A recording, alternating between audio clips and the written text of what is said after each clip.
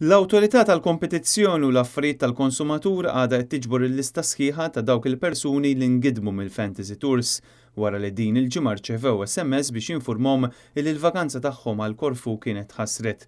Kelliem mal-istess awtorità konferma ma' dan l-istazzjon illi sal-ġimgħa filgħodu kienu madwar 150 il-persuni li għamlu rapport uffiċjali.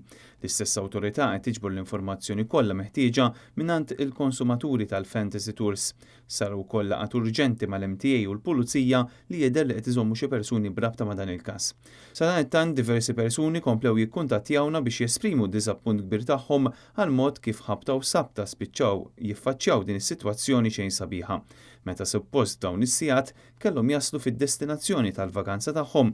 Tkellimna ma' waħda mill-persuni li kellha vakanza bbukjata ma' din il-kumpanija. Irċivi dar SMS tmur wara l-bib tagħhom u ssib ix-xater magħluq u jgħidulek li minti sejra mkien iċċempeller Malta jgħidulek li qasbis jidher ismek jew li għandek jett tmur u tispiċċa flok holiday biċċat vera holiday ta' fantasy ħolma li kera ħafna.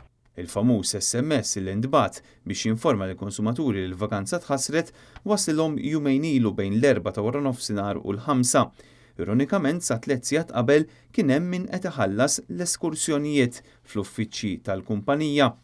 Fi żviluppi oħra kmien il-ġimgħa filgħodu abbord tira tal-Air Malta wasal lura Malta l-grupp ta' passiġġieri li kien f'Korfu ma' wieħed mit-tours organizzati mill-kumpanija Fantasy.